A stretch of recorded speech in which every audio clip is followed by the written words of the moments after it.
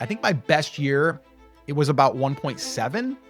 We were doing our webinar every week. We were doing paid ads, sold the mastermind. Then I was selling out an event and came down with the shingles. Went to the doctor and they said, yeah, are you under stress? And I'm like, I don't think so. And my wife's like, yeah, like you're doing so much. Oh, and I wrote a book. I didn't realize how much pressure there was there. And I was like, okay, money is good, but at what cost? It made me realize I want to take a step back. That's one of the faster channels that grew for us. It's just over 12 months today as we record this. And up to date, we crossed 115K in sales. We also built an email list of over 11,000 people. The one thing I will say is the safety net that we have as coaches and course creators is, and I wouldn't do it any other way, is. All right, guys, welcome back. I am here with Scott Volker. And Scott, I actually know you from maybe 10 years ago in both of our times in the Amazon FBA space, which is really funny to be making this full circle. It's actually the second time in the last year that I've made a full circle thing with someone in business. From way back in the SPI, I don't know if you follow Pat Flynn. Oh, yeah. But way back then, I met a guy who got me onto him 10 years ago, had him on my podcast as well. So this is really fun for me because we ran in the same spaces without knowing each other. And now here we are. I just met Scott, guys, in John Meese's program, who was on the podcast a couple weeks ago. And Scott comes in and he's like, guys, I already sold out my coaching program. And everyone's like, whoa, I haven't even gone through the course yet. And so the first thing I said to Scott was like, dude, you're like a tornado. You've got all this energy. But before I get into why Scott is a tornado, where this energy comes from, how he's built multiple six-figure businesses and a seven-figure business, I want to just start, Scott, with that seven-figure business, that multi-million-dollar business you were running in the Amazon space. I've heard that you just walked away from that. Mm-hmm. And that sounds pretty crazy to me and probably to everyone else. So to get a sense of who you are and why you walk away from a successful multi-million-dollar business, can we just dive in there to figure out what's going on here? Yeah, absolutely. And first of all, I just want to say thanks for having me on. This is good. I'm going to enjoy this conversation just because I just met you not that long ago and I love your story. So, and I think it's pretty funny that back in the day I had my podcast and you were listening to podcasts and all of that stuff. So that's kind of cool. I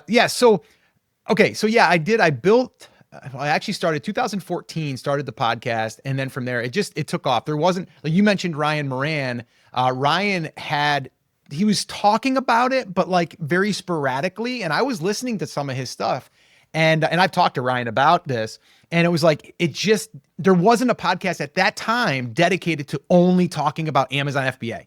There just wasn't. And I was like, I want to learn that. I want that. So I'm going to go ahead and I'm going to create that.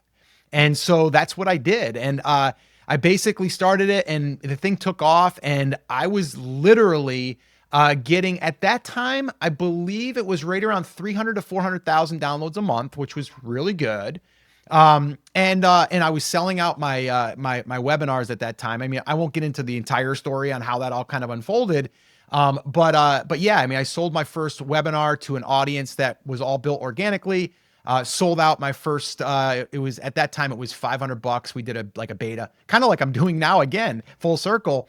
And I sold it out and literally on that webinar, we sold 25 spots. I limited it at 25 without anything being done yet. It was like pre-sold and I sold it in under a minute and a half.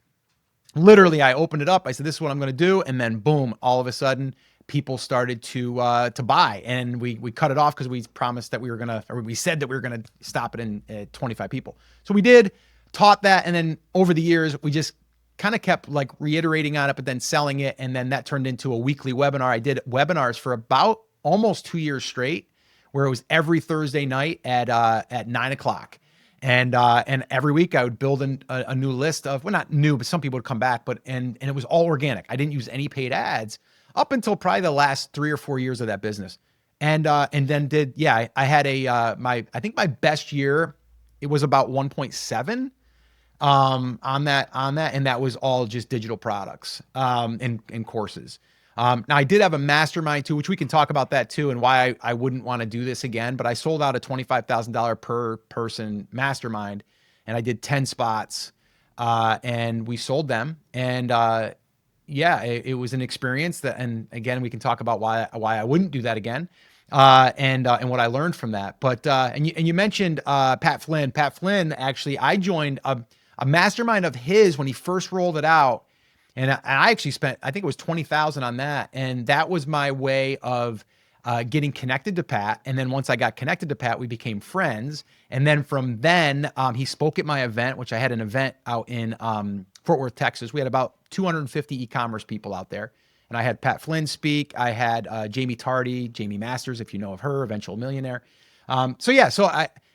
It's funny how like when you're in it, you're seeing people from afar. And then but to me, it's kind of like, I don't want to say buy your way in, but you kind of do in a sense to where it's like, I'm willing to invest in myself so I can learn from these people, but also so I can get connected with these people and their audiences and all that. Same thing with like John Meese, right? Like I joined his program not because I don't know how to do it. It's because I want to see his formula. And I also want to rub elbows with the people that are in his network.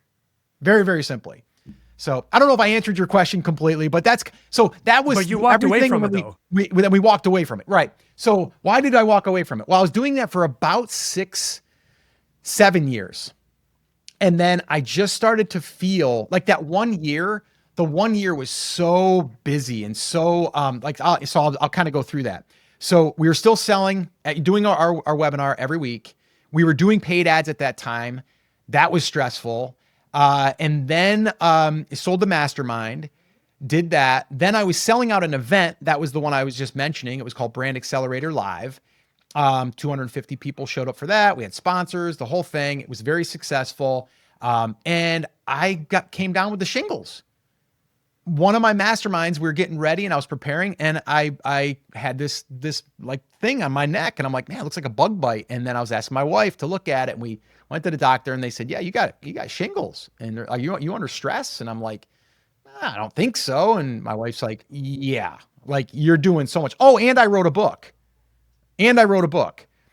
Because the whole idea there was I was going to start the book and I was going to finish it by the time of the event. And the event is where I was going to release it. And I gave it out to everybody in the audience, a hardcover, and had Pat there. And then I had the person that helped me with the book and everything and Jamie. And so it was very stressful, but I didn't realize how much pressure there was there. And so there was that. And then I was like, all right. And I don't want to be the Amazon guy for the rest of my life.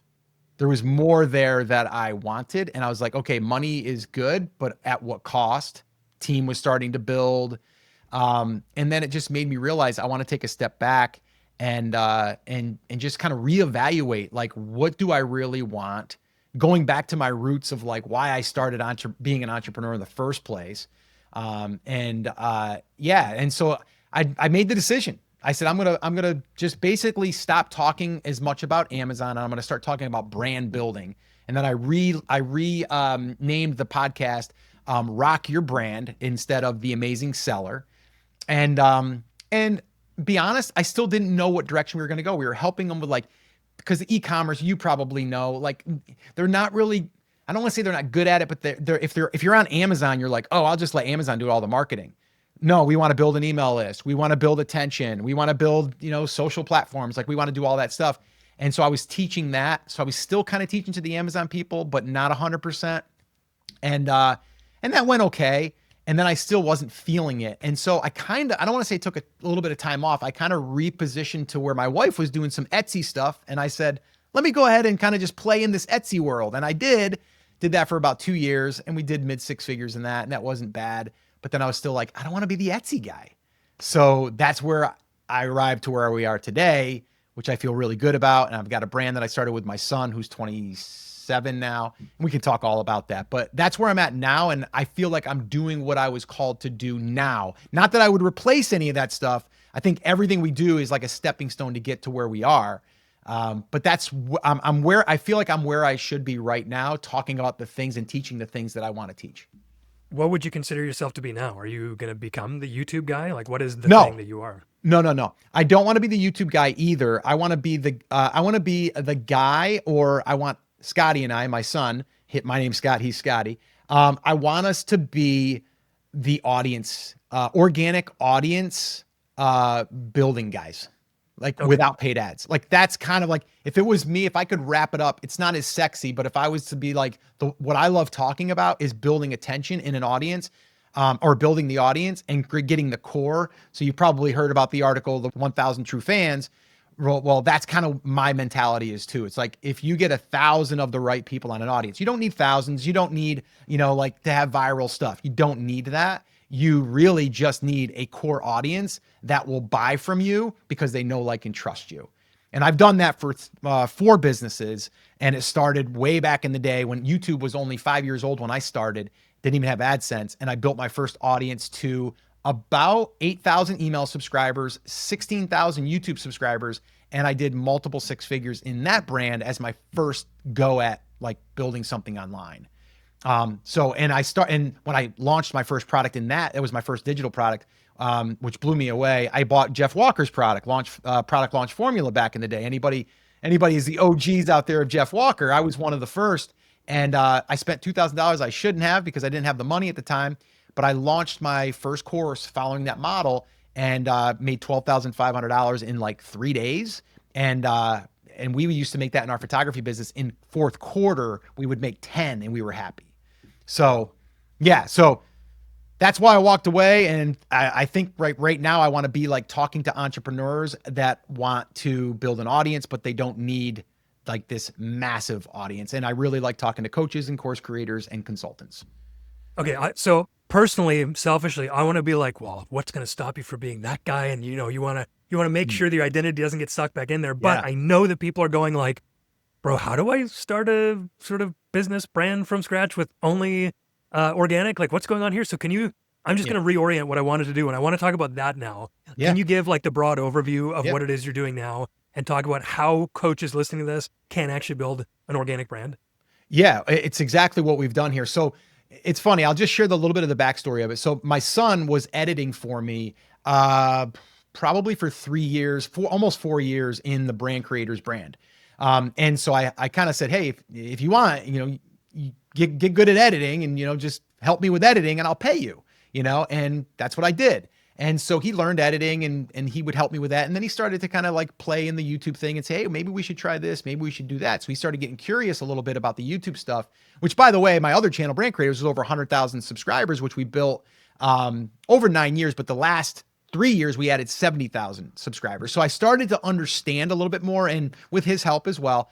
And so he said to me one day, he's like, Dad, why don't we just like see if we can do this again on another channel? You're always talking about like helping people, like, with growing audiences. And I'm like, all right, cool. We'll give it a shot part-time. I'm not going to take all my attention away. And so we did. And, at the time it was just YouTube growth is I was going to kind of go down the road of like YouTube growth. And the first video that popped on that channel, it's called Live Video School. And the video that popped was one that I said, you know what, I'm just going to strip all of the fancy crap away of where you got to have like the slide ins and the jump cuts and all of that stuff, right? We were doing that. And I'm like, I'm going to just take my lav mic. I'm going to sit in the corner in my dining room area where the piano is. And I'm just going to basically share, if you're over 40, why you should be starting a YouTube channel. And that was it, right? And so I did that, and that video, took like 4 days though, because we were only getting like 20 views, 50 views, like that, and it's a little frustrating. And then that one video, I was on an airplane going to my daughter who lives in Idaho, and I was on the plane, and I had the Wi-Fi on the plane, and I'm checking my stats. I'm like, this video is starting to pick up. And then all of a sudden it shot. We were getting like 400 views an hour, 500 views an hour. And I messaged Scotty. I'm like, holy crap, we got something here. So that video ended up doing like 25,000 views in probably around 3 weeks. And we gained over like 2,000 subscribers. And like that started to build some traction. So it was really and all the message on there was like, hey, if you're over 40, you've got wisdom. You should probably share it on YouTube because you can make some money just by posting your wisdom. That was the message. And, but then after about 4 or 5 months, and we hadn't monetized either. One of my rules is like, I build the audience, then I monetize. I don't start monetizing out of the gate. So about 4 months. But I also started to notice when we started to place offers out in front of these people that they were all, just getting started. And I was like, oh boy, here we go. We're going back down the road I was down before. How to get started on Amazon, how to get started on Etsy, like how to start a photography business. Like, I'm like, oh, I want to deal with someone who's got momentum, because I've got so much that I've done over the years that I could just pour gas on it and help. And so I said to Scotty, I go, we gotta pivot again, And so we started to, start gently, but we started to really position it towards business owners, and then we were like, okay, business owners kind of broad. Let's go and start talking about coaches, or let's start talking about online course creators, or let's talk about consultants that need traffic that are also frustrated with ads. That was the other thing. So we then decided to pivot it, but that channel grew actually that's one of the faster channels that grew for us. We started it. It's just over 12 months right today as we record this. And we didn't monetize it until that November. So it was like around 4 months. And right now to date, and I'll give you the number, we crossed about 115K in sales. And 10,000 of that was from YouTube AdSense, which actually was great because we also built an email list of over 11,000 people. And so then once we started to do this, we're like, okay, we turned it into a 6-figure business. Half of that time was like not the right audience. So now let's like try to reposition the thing. And then I'm like, okay, now we got to stop selling like cheap products. We got to start. And it's funny. I've heard this so many times, and you probably have too, Kurt. It's like, it takes as much energy to sell a $27 product as it does a $1,500 or a $15,000 product, right? It's just like the audience is different, right? And so once I came to that realization again, I'm like, all right. And I saw John, which I've seen John with the Michael Hyatt stuff and everything, but I saw him. I really liked him. He wasn't the hypey guy. He's the family guy. That's kind of who I resonate with. And I was like, you know what? I'm going to tune in here. And we can talk about like what happened when he was on Nathan Barry, and then I found him, and that's how I kind of got led into it. And I just sold out my first cohort for this brand, which, by the way, this is a brand new audience. Like this audience is brand new, and I've already had people that are willing to pay a pretty good amount of money to be coached by us. So that's kind of where we're at right now. Okay, so somebody listening to this who's like, man, I'm frustrated with ads. I know I need to be doing something. I need to build that cold audience. Yep. My fear is like, well, you just got to have a viral video. But it's like, I don't know how to do that. Yeah. So if maybe just give us a snapshot about what you're going to be teaching in this cohort. How can people, even like me, like, how am I going to go out there and create this audience? Because I want to build a personal brand right now. Mm-hmm. And I'm starting on LinkedIn. I really like LinkedIn. I think I'm super bullish on that right now. Mm-hmm. But I know video, we do video. Like, give me the 30,000 foot, or even more specific, how I can start building a brand as a coach today. Yeah. Okay. So the very first thing that I would do, and this is what we are doing, is number one, get rid of the idea of viral video. Like, just get that out of your equation. Okay. Because we can go viral and you can go, I had a video that hit 1.2 million. Great. Cool. How many leads did you get from that? Right? How many people actually are on your email list that you get to communicate with? And so now also, if you are a high ticket coach, or just someone that sells something that's more expensive, you don't need as many. Okay. So, we were getting on some of we have a couple videos that are over 200,000 views on our channel, which they were great. And they're getting us leads, but they're not necessarily the perfect leads that we want right now. But we have some, newer videos that might only get 500 views, but they're getting 50 leads. Well, each of those leads could be worth 1,500. It could be, when we increase our price, could be worth $3,000, could be worth $5,000. Okay. Could be worth $10,000. All right. So that's the difference. So I would tell anyone, just forget about the views as much as getting laser targeted on who it is you're trying to attract. If we do that, then we can set up the system, the flywheel, as I call it. And I actually just taught a whole training on it, and we can talk about that. I printed it out. I've got my playbook right here that I printed. It's 20 pages, and I go through everything. And the way that I created this was I taught it in front of like a group of coaches that were on my list. I said, I'm going to do a free Zoom call, and I taught my flywheel strategy, and then I turned it into a playbook, and that's my new lead magnet. So basically, just to give you kind of like the 10,000 foot view, first part is like, we got to build the flywheel. The flywheel looks like this. We got to get super laser focused on who it is that we're trying to target. So we have to get very niche specific. For us, it's kind of like if you've ever read StoryBrand, and if you haven't, you probably should. It's like, get very specific on who you help and what problem you help them solve. So for us, ours is we help coaches and course creators get steady leads using simple YouTube videos without paid ads. Like, boom, very simple. And you're like, okay, cool, I'm paying attention. So get very specific on who it is that you're targeting, but also what problem you help them solve. The second piece is the lead magnet. What are you going to trade with them to get their email address? And so from there, we have to figure out what is going to be that thing. For me, it's a playbook, right? It's the playbook that I created, and I have a 2-hour training that I did for a group of coaches that you can have access to. So that's the lead magnet. So whenever I'm talking on the video, I'm going to be mentioning that lead magnet.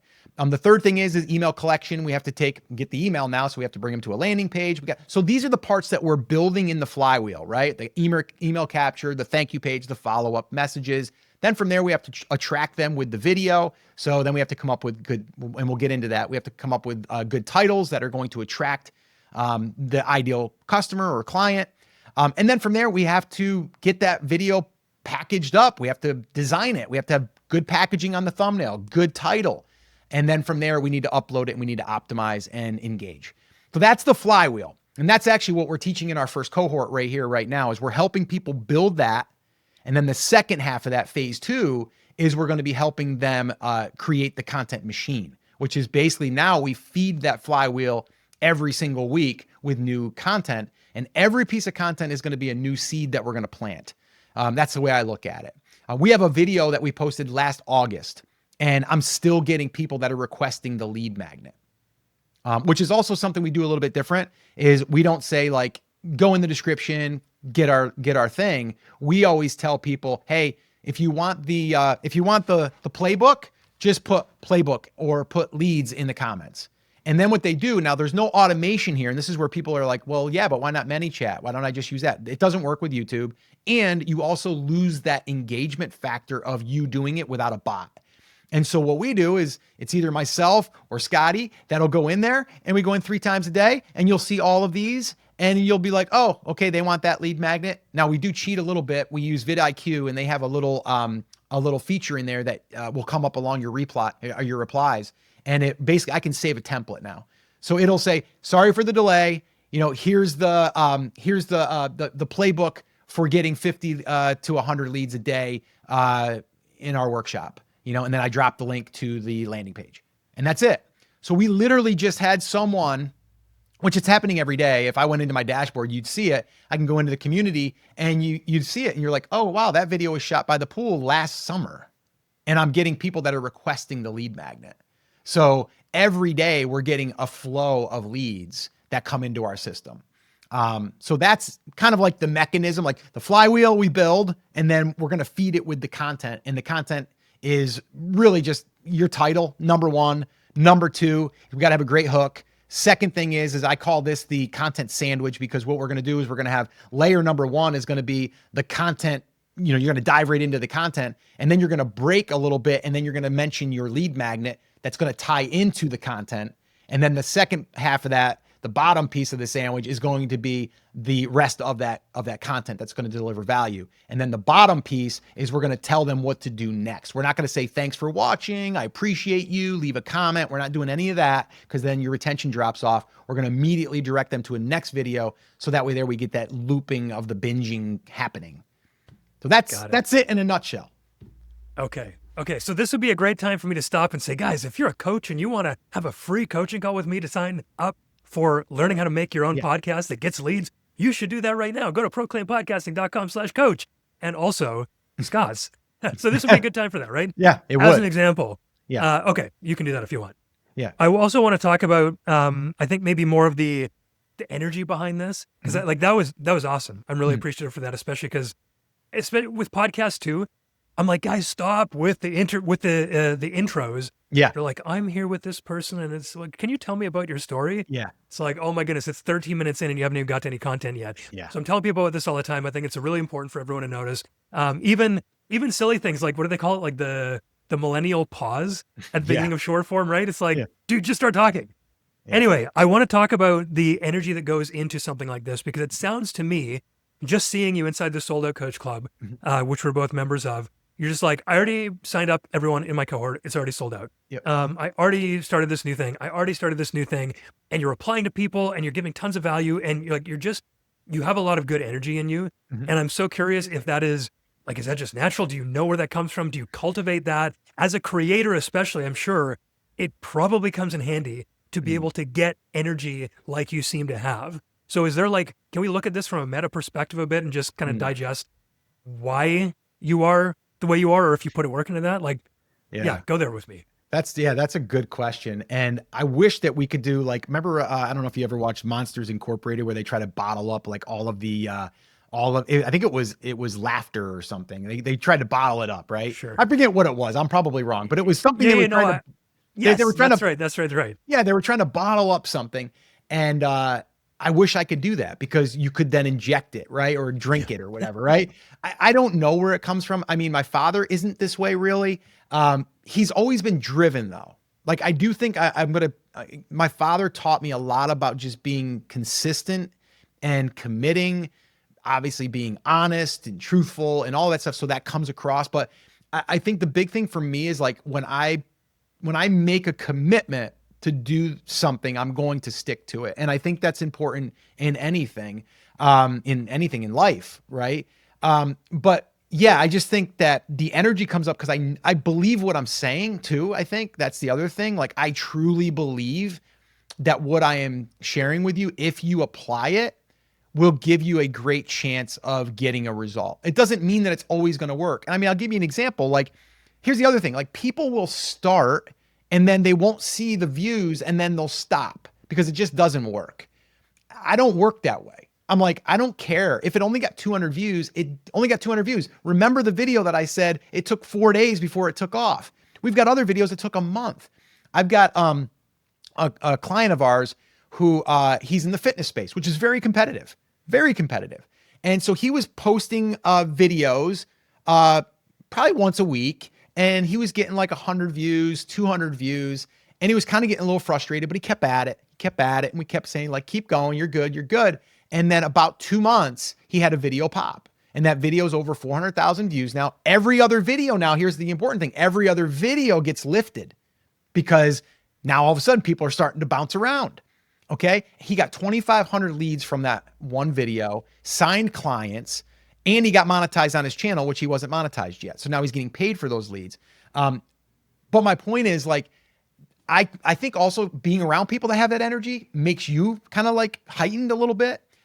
So if you're going to hang around people that are kind of like Debbie Downers, then you're probably going to be like complaining all the time. I don't like to complain at all. I'm not saying I don't ever. At times I'll catch myself. But I think that can be toxic. So I think also the people that you surround yourself with can also change your state. I really, truly believe that. You've got a sign behind you. If you're listening on audio, he has a sign behind him that says take action. Yes. That was another part of this. It's like you've got the energy, but for me, there's also, it seems like confidence that goes into the speed of implementation that you have. Mm-hmm. Was that learned along the way, or does that just go into like, I don't know, this is who I am? Yeah, that's a great question. This could be a therapy session because I personally, I don't know. There is doubt there, right? Like when I did this program, it's a brand new, I say brand new audience, an audience like this program was $1,500 as a beta. It's going to be 3 and then it's going to be 5. Okay. But I did the beta. But the thing is, I've also done this in other businesses. So I've learned over the years that I'm a little nervous. I'm a little nervous. Whenever I'm nervous, generally something good is going to happen or something will show up. And I have to give my wife credit for this because she's probably been one of my best cheerleaders over the years, been married 31 years. And her and I have been through a lot of different businesses together and just different challenges. And whenever I'm feeling that, she's like, that when you get to this place, something good's going to happen. It's there as a sign. And I'm like, yeah, you're right. So I also think a support group is really important to have good people in your corner. And that's why you join things like John's group, right? You want to get aligned with people that light you up or that make you feel like you're going to be able to lean on them or just have good positive energy. But I think the risk stuff, it's always going to be there. Who did I hear say this the other day? Someone said something like, it was a celebrity, like kind of like, you've put out records or you've put out movies and they've been a success, but you always get that little pit that's like, man, is this one going to flop? I don't know.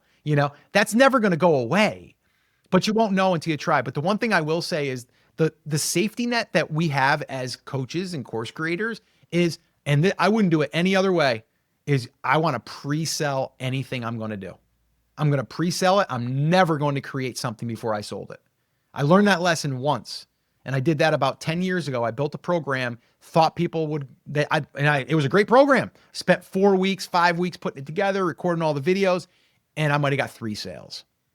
I'm like, never again. So then now I pre-sell everything, because guess what? If people don't buy it, you don't do it. You just, if 2 people do it and you're like, I want 10, but only 2 do it, you can decide, I'm not going to do the group. Now, if you were doing something with a little higher ticket, you might still do it. But if you were doing it and you're charging $47 for something, you get 2 people to sign up. You're like, I'm not showing up for this for $47, right? So then you would just give them the money back. I've never had to do that, by the way. But if I did, I would. And that's like, to me, that's a safety net that I put in front of myself, that I'm like, oh, if something happens, I'll just refund them. So let's just test it. And I've got a whole series of emails that I've done over the years that I've kind of templatized for myself of how I get, like, John talks about hand raisers. I've done that myself before I even heard of hand raisers. It was kind of like thinking about doing, or should we do this ? And then it's like thinking about doing this and teaching this. If I get 25 people to raise their hand, I'll do it. It's kind of, I've done that. John does it a little bit differently. I like his style, which I'm experimenting with. But yeah, I think the risk is always going to be there, and I don't know where it comes from, other than I kind of safeguard myself with, like, I pre-sell. That's fascinating. I have wasted so much time building things that nobody wants, and will one day learn my lesson. I want to talk a little bit about being a guide versus a guru, though, because I think this is something you tend to do in all your businesses. Yeah. Can you talk about that? Because I know for a lot of coaches, myself included, I'm like, I kind of need these people to see how good I am at this. And that was one of the reasons that I think dad work ultimately was not sustainable, because I got to a point where I was kind of seeing like, oh, I still got a lot to learn, but I've said that I have the way to do it. And there was some dissonance in that. So can you talk about showing up as a coach as just a guide, and still being able to get that trust from people? Yeah. I think that's interesting that you say that too, because I think that you have to show up as someone that's just a little bit further ahead. You don't have to be miles ahead. I think that's the thing. We think as a coach, you have to be an expert. It's like, we realize that coaches are still learning themselves. They're still learning. They're going to maybe their own, like, people that come and get coached by me right now, they got to realize I just invested $20,000 in 2 separate programs, 1 for 10, 1 for 10, right? I did that. You're getting the benefit of that, and you don't have to spend the 20, right? So I think as showing up as the guide versus the expert or guru, for me, it just feels better. Now, I still want to be felt as the instructor, as the teacher, but it doesn't mean that I can't take, a separate, like a different look, not a backseat, but I don't want to be like, I'm way up here and you're way down here. I never want to speak down to anyone.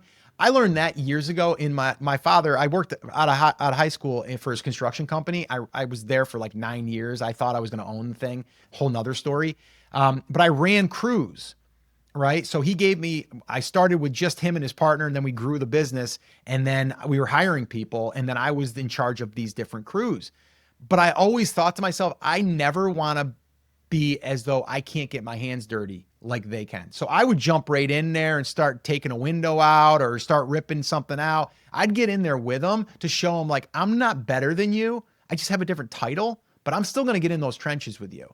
And I think that helps, and I think that taught me that you never want to kind of like be the one that's always pointing the finger or saying like, oh, you got to do it this way. Although you still want to be the expert.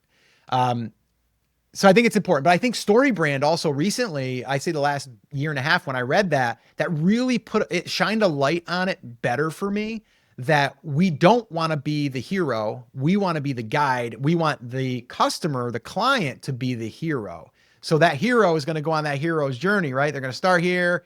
Here's where they want to go. There's going to be some different potholes and some bumps in the road, but we're going to be there, and people want that. And I'm just there as someone that has been there before, and I'm going to help guide you so you don't hit those potholes and hit those bumps.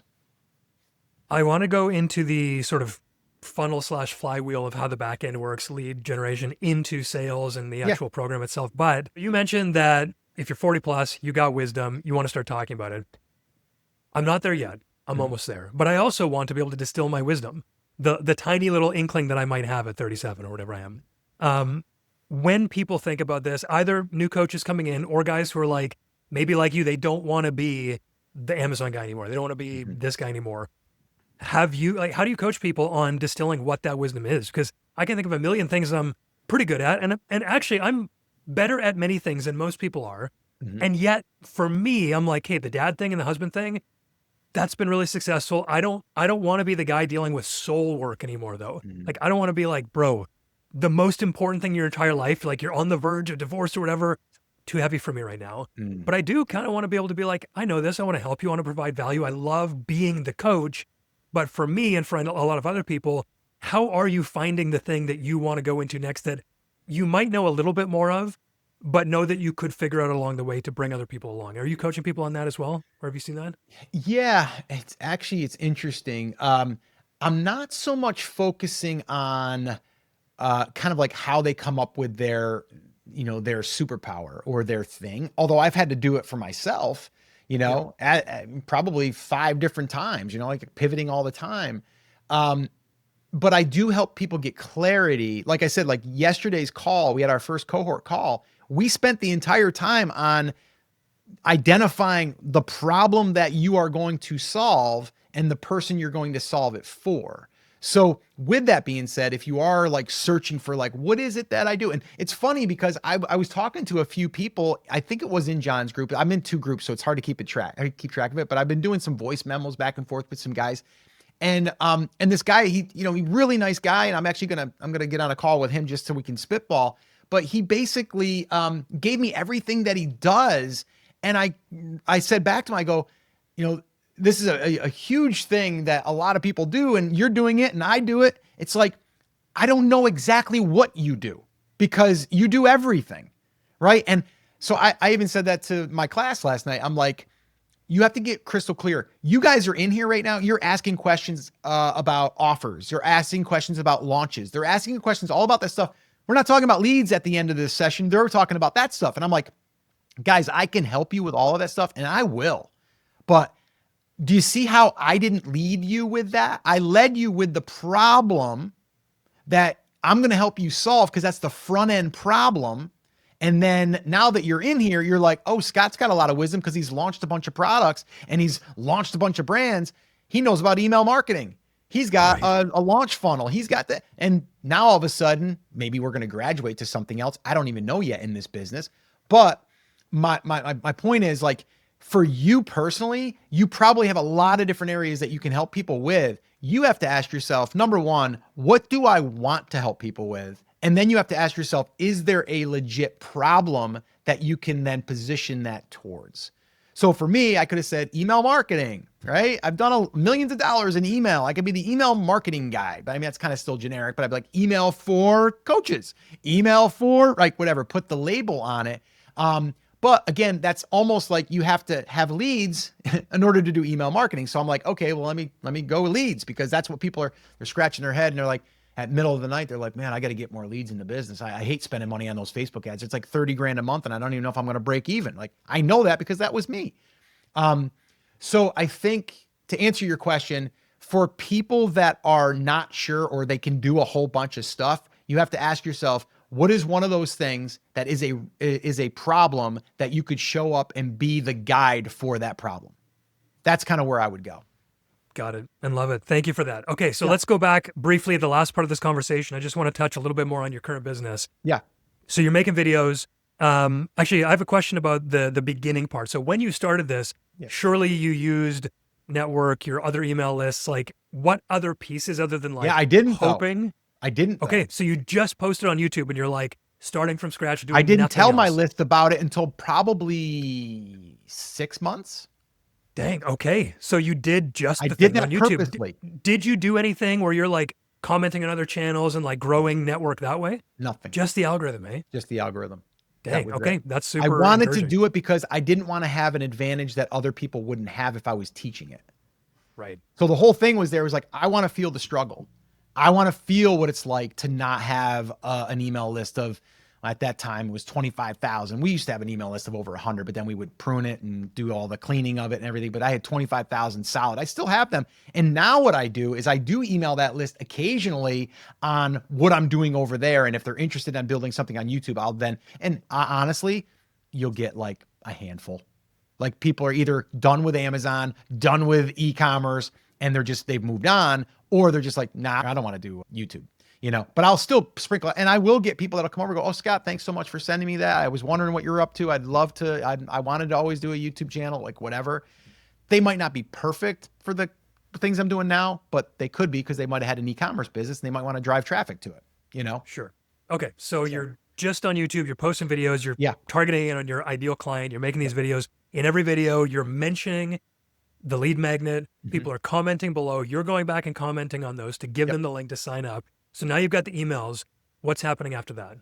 Yeah. So we're getting the emails. I used to do complex funnels. I used to do complex email follow-ups. And if they clicked here, they go to this sequence. If they click out of this one, they go to this sequence. I've done that all. Used to use Infusionsoft. If anybody remembers Infusionsoft, they used to call that Confusionsoft. So use that in the day. I've used all the email platforms, by the way.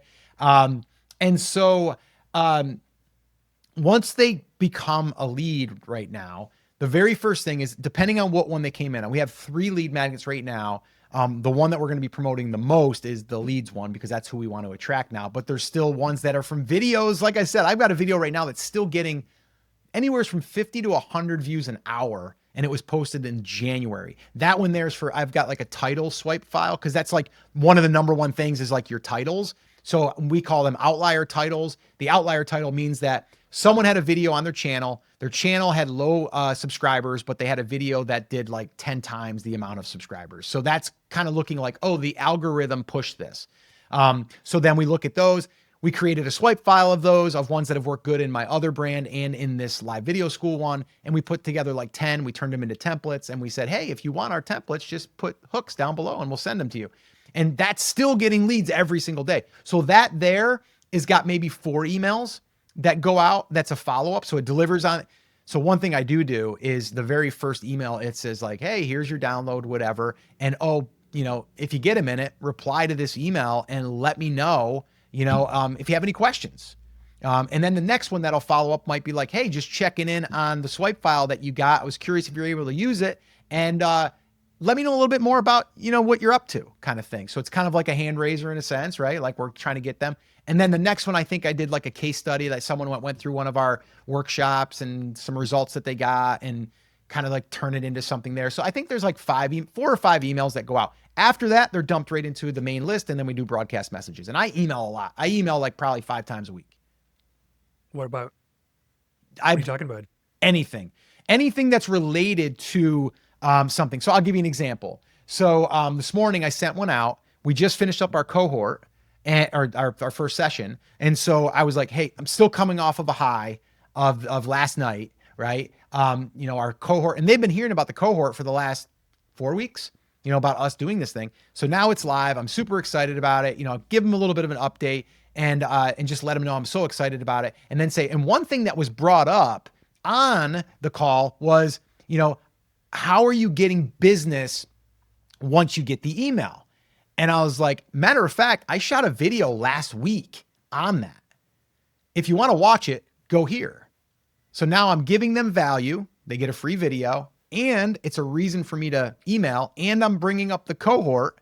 And then in the PS, I mentioned that, I had a few people reach out and asked if we were going to be reopening our 1K collective, which is our program for kind of like starting to get views. And I said, a few people have asked about it, which they had. And I said, next week, I'm going to be announcing when we're going to reopen that. So I'm kind of getting them set up for the next promo. So, wow. But yeah, I mean, literally though, I mean, if you go through my emails, it's like, usually it's story, but it's something that's not about me necessarily. It might be like me, but they're seeing themselves. And then from there's a lesson baked in. And then there might be like, if you have a business and you want more information about our cohort, just reply cohort, and then they'll message back. Okay. So they're getting nurtured through the emails. They're watching more videos. They're just continuing to stay in your world. They're getting to know, like, and trust you because of the long form content. 100%. And then are you doing booked calls, or is it just like a self checkout? On those 10, I didn't do one call. Nice. Now, doesn't mean I can do that again because, Sure. you're going to have, again, going back to your true 1000 fans, they'll buy everything, right? I don't have true 1000 in this audience yet. But when you have that kind of level of trust, people are just like, where's the checkout? Like, I don't even need to read sales copy. Although I had a doc that was like a sales copy, just kind of like saying everything that was going to be included. But yes, I will be doing sales calls, or as John calls them, serve calls. So we are going to be doing those. But I'm going to have a very simple way of filtering. So that way I'm only getting on a call that people are qualified, but I will be giving them value. So I want them to join a cohort, but more importantly, I want them to walk away going like, wow, Scott gave me like 30 minutes of his time and really opened my eyes to this thing. And he didn't like pressure me to buy. Like, that was pretty cool. Like, I want that because that person could eventually come back and buy if they don't buy. So Right. I used to do sales calls. I used to do it where we would sell like a $5,000. I did a $25,000 mastermind I sold, had to get on a call for that. And I was kind of opposed to calls because I'm like, oh, I don't want to be doing sales calls. But when John kind of rephrased it to where it's a serve call, where you're literally going to genuinely help this person, and then you're going to make the offer if it makes sense, that just felt better to me. And that we know that they're qualified. If they're not if they're like, oh, I'm just getting started on YouTube, I don't know if I'm going to sell anything. I'm like, ooh, we probably shouldn't be on this call right now. Right. Okay. So okay, that I think covers all of getting to the actual thing. And now the deliverable right now is this cohort, multiple week, 90 minutes a week. Do you have any back end stuff? Like, are they watching courses or is it just time with you?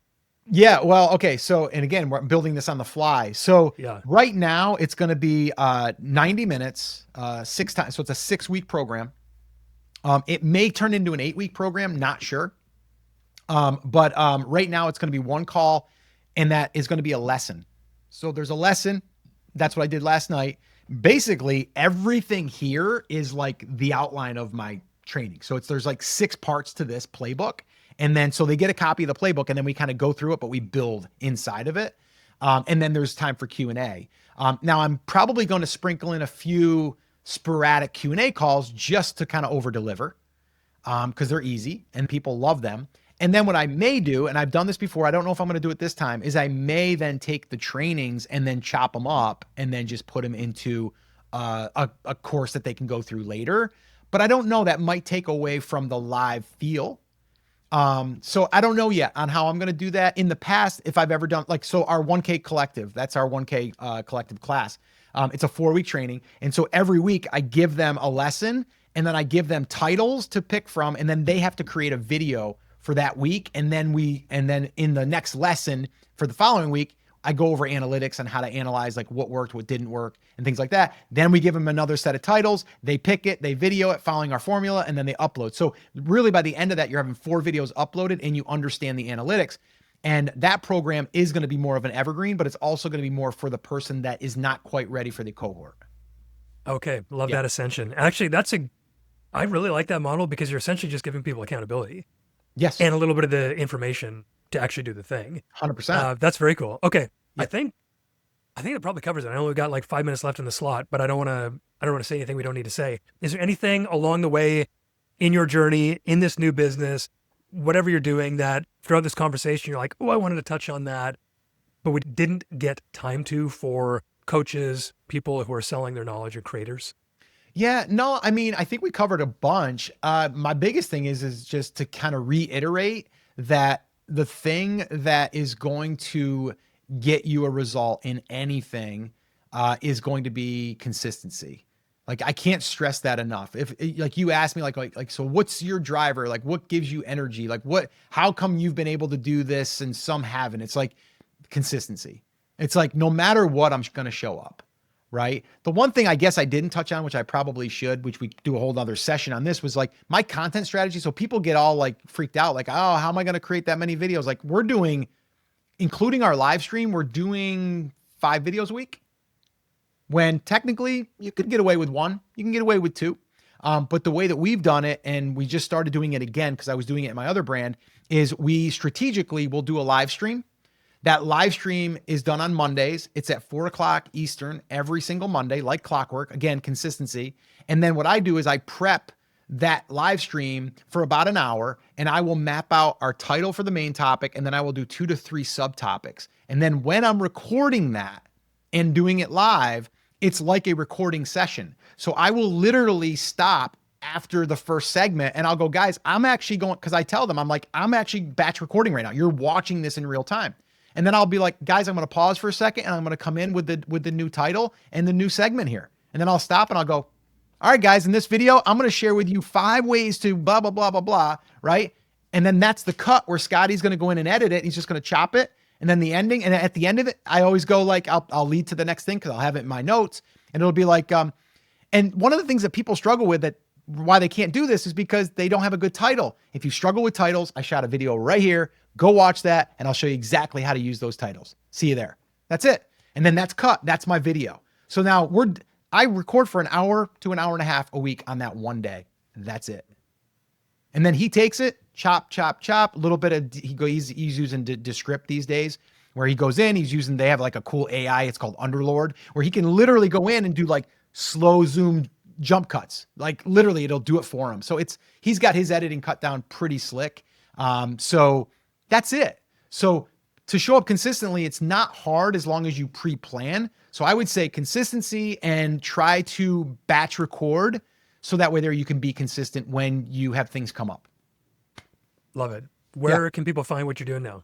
Yeah, I would say go to livevideoschool.com. You'll find our simple webpage, and you can also grab a copy of this, and you can get access to the, we did, like I said, that group coaching session breaking down the flywheel and how it all works and how you can kind of implement it yourself. Okay, coach me on how to end this then. Where am I sending people? What do I do? What do you want to do next? Yeah. So on this one here, I don't know, because we didn't talk about like what you have in your, you have to know what you have in your library. So if you guys, we've mentioned John Meese, founder of Sold Out Coach Club. We're both in there. I actually did an interview with him where we broke down how much money he made from the Nathan Barry interview, my goodness, he made a ton of money from that for 1 hour a time. So if you want to watch that and learn how to do that, check out that video right there. Did I do that right, Scott? Yeah, that was good. That was good. We'll have to practice that and continue to do that. Well, I was going to say, if I'd have known that at the end, you could have said like, hey, you guys been hearing us talk about John Meese, and as far as like the program that we got into about selling group coaching, if you guys want more information about that, go right there, watch that video. I just did a whole podcast on him, and you'll learn how to do a sold out group coaching call. Okay, now I'm going to go use AI to put my face on you saying that. And then we'll end with that. All right, Scott, this has been a pleasure. Thank you so much for taking the time in. Yeah. No, man, I appreciate it. And let's get you on ours as well.